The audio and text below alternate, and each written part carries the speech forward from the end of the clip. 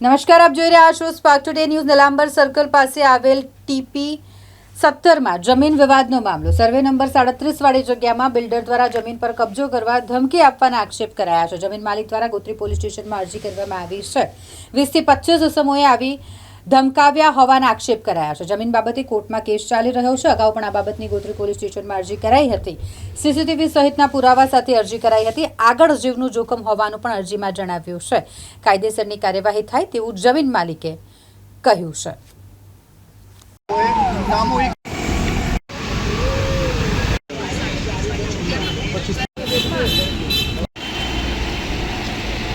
Police commissioner સાહેબને અમે રજૂઆત કરવા આવીએ છીએ આગળ કે અમારા પોલીસ સ્ટેશનમાં બેહાડી રાખે છે. અરજીઓ આપીએ છીએ, ઉપર પણ અરજીઓ આપીએ છીએ, તો એ બધી અરજીઓ બધી ફાઇલે કરે છે. અમે જવાબ આરટીઆઈ માગીએ છીએ તો ફાઇલે બધી કરી દેશે બધી અરજીઓ, પણ અમારી અરજી કોઈ સાંભળતું નથી. કાલે પણ અમને અગાઉ પણ અમને મારી નાખવાની ધમકી આપી હતી, તો અમે પોલીસ સ્ટેશન જ્યાં રાતે 1 વાગે અમને છોડાતી હતી. અમે જાતે ફરિયાદી અમે થઈ જઈએ છીએ તો અમને ત્યાં બેસાડી રાખીને કોઈ કાર્યવિધિ કરતા નથી. હવે ત્યારબાદ એફઆઈઆર ફાટી છે, એની અમે એ પણ રજૂઆત કરીએ છીએ. એની ઉપર કમિશનર સાહેબને અને અરજી ચાલુ છે, ડીસીપી પોલીસ સ્ટેશનમાં અરજી ચાલુ છે. એમ છતાં આ લોકો ફરીથી 25 માણસો લઈ અને કન્ટેનર અને પેલું ભાઈડો અને 25 માણસ લઈને કબજો કરવાયા હતા, ખાલી કરાવવા. હું મારા પોલીસ કમિશનર સાહેબની ઓફિસે જ આવતો હતો અરજી આપવા હતું.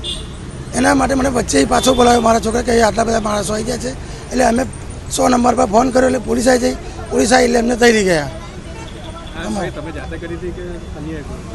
કઈ સહી ડુપ્લિકેટ છે અમારા સર્વે નંબર 37ની અંદર તો અમારી સહયોગ પાવરથી એમને લીધો છે. અમને વાંચવા પણ નથી આપ્યો અને કશું નહીં. ખાલી પાવર એટલા માટે લીધું છે કે પ્રીમિયમ ભરવા માટે. પછી આપણે પરવાનગી માગીશું, પણ તારા પરવાનગી તો પહેલી જ લઈ આવવા છે એ લોકો. અને ખોટી સહયોગ કરીને આ બધું ચલાવ્યું છે. અને આ પાવરથી એમને દસ્તાવેજ કર્યો છે. દસ્તાવેજ લખી લેનારે અને પાવર લખી લેનારે હવે આ સહયોગ કરીને દસ્તાવેજ કરે છે. એટલે એમના નામ 7/12માં એટલે કબજો લેવાની કોશિશ કરે. પૈસા જે કંઈ ચેકો આપ્યા છે 2 લાખ રૂપિયા, એ 2 લાખના ચેક બધા છે ને ખોટા ગેરમાર્ગે બ્લેકના પૈસા આપીને વાઇટ કરે છે આ લોકો. બિલ્ડર જયંતિભાઈ વિઠ્ઠલભાઈ પટેલ, પુષ્પા મંડળ શીખવારા, એમનો છોકરો રિયેશભાઈ જયંતિભાઈ પટેલ. રિયેશભાઈ જયંતિભાઈ આ કાવતરા અંદર કોર્ટમાં બેસી સરકારને પણ અંધારામાં રાખીને ચલાવે છે. ખોટી ડુપ્લિકેટ સહયો કરી, મરી ગયેલાની પણ સહયો કરી છે.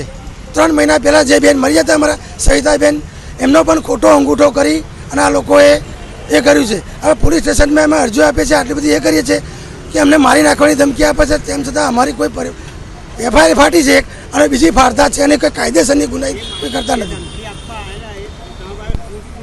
અમારી પાસે જે વિડીયો રેકોર્ડિંગ છે અને ત્યાં આગળ કેમેરો છે એનું રેકોર્ડિંગ છે. મારું નામ ગોપાલભાઈ જસભાઈ માળી. અને એ છે રિયેશભાઈ જયંતિભાઈ પટેલ, બિલ્ડર છે. હવે 31/5 જ ગુંડા મોકલ્યા હતા. 4 ગુંડા મોકલ્યા હતા. એ અમે ગોત્રી પોલીસને જણાવ્યું હતું, પણ કોઈ કાર્યવાહી કરી નથી એમને. તો 15 દિવસ પછી 25 માણસ મોકલ્યા એમને. પણ હા, 25 માણસ હતું કાલે. અને મોટું પેલું કન્ટેનર હતું ને એ મુકાવા લઈને આવ્યા હતા. અમને મારા બાબો અને હું જ ઘેર હતા, મારા ઘરવાળા બી ઘેર નહોતા. તો ડાયરેક્ટ જ મુકાવતા હતા. તો પેલો અમારો બાજુવાળો હતો ને કે કોઈ અંદર ઘૂસાવે છે, તમે નીકળ્યા બહાર. તો જોયા તો મારા છોકરા જોડે ખાસી એ લોકોને બોલાબોલી થઈ, એ ગુંડાઓને એમને.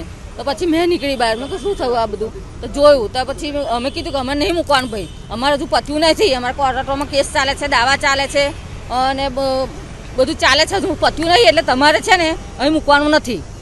તો કે નહીં કે અમે તો જ મૂકીશું. અમે પરીનાબેનની નામની જમીન છે, આ કે છે પરીનાબેને અમે મંજૂરી આપી છે. મેં કહું તમે પરીનાબેનને બોલાવો, રિયેશભાઈને બોલાવો, પછી અહીં આગળ અહીં બોલાવો, અહીં માલિક છે ને તો જમીન પર બોલાવો તમે, પછી અમે મૂકવા દઈએ. તો કે એ નહીં આવે કે છે, અમે જ મૂકવાના છે કે છે. પછી અમે 100 નંબર પર મારા છોકરાએ ફોન કર્યો. તો 100 નંબર પોલીસ આવી એટલે પછી તઈ લગી મારા ઘરવાળા આવી ગયા. પછી મારા છોકરાને, મારા ઘરવાળાને, પેલા ભાઈઓને બધાને તઈ પોલીસ સ્ટેશન લઈ ગયા. અને પેલા ગુંડા તો તઈ જ બેઠા હતા બધા.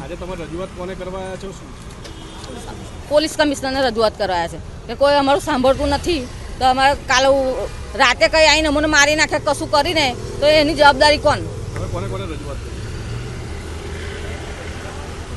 ગોત્રી પોલીસને કરી હતી અને અહીં આજે કરવા આવ્યા છે.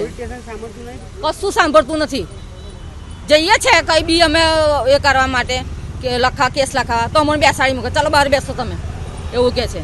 અને ડાયરેક્ટ એની પર ફોન વાત થઈ જાય. ફોન પર નીરુબેન ગોપાલભાઈ માળી. અમે સૈયદ વાસના નીલામણ 4 રસ્તા પાસેથી આવીએ છીએ. અમારી પોતાની બાપદાદાની મિલકત જમીન સર્વે નંબર છે 37 અને બાજુમાં આવેલી 46. આ બંને જમીનો અમારે આવેલી છે. હવે એની મેં 37ની અંદર અમે બાપદાદા વખતથી અમે રહેતા આવેલા છે. લગભગ 40 વર્ષથી અમે રહેતા આવેલા. કબજો ભોગવટો અમારો પોતાનો છે. હવે આમાં જે બિલ્ડર છે એ રિયેશભાઈ જયંતિભાઈ પટેલ અને તેમની માતા પ્રવીણાબેન છે. તો માતા પ્રવીણાબેનને આ લોકોએ ભેગા મળી અને અમારી પાસેથી આ જમીનનો વેચાણ 10 કરોડ રૂપિયામાં વેચાણ લેવાનું નક્કી કર્યું. અને નક્કી કર્યા પછી આ જમીનના માટે અમને જણાવ્યું કે ભાઈ તમારી જમીન નવી સરતી છે એટલે સરકારમાં પ્રીમિયમ ભરવું પડશે. એટલે પ્રીમિયમ ભરવા માટે તમારે અમને પાવર આપવા પડશે. એટલે અમે કીધું કે પાવર આપી દઈએ. તો પાવરની મેં એમને એવું લખી દીધું કે ભાઈ અમારે દસ્તાવેજ કરવાનો પાવર પણ એમને લખી લીધા. એટલે અમે એમને પાછળથી જાણ કરી કે ભાઈ આ વેચાણ કરવાના પાવર તમને આપી શકાય નહીં. એટલે એમને કીધું કે એની મેં સુધારો કરી દો તમારી માટે. તે એની મેં સુધારો કરાવી દીધો. અને ત્યાર પછી આ લોકોએ ત્યાંથી અમારી જે દીકરી છે એ દીકરીના નામની અરજી ગવર્મેન્ટમાં કરી અને એમના નામને ત્યાં આગળ પ્રીમિયમ ભર્યું બિલ્ડરે. અને પ્રીમિયમ ભર્યા પછી પરવાનગી આવ્યા. પરવાનગી મળ્યા પછી એમને શું કર્યું કે પ્રવીણાબેને જાતે પાવર લીધો અને પ્રવીણાબેને જાતે જ એની જાતે દસ્તાવેજ કરી લીધો. અને પ્રવીણાબેને દસ્તાવેજ કરી અને એમને 7 વારમાં અમારી જમીનમાં અમારું નામ કેન્સલ કરી નાખે. એમની જાતે એમના નામ અંદર ઉમેરી દે.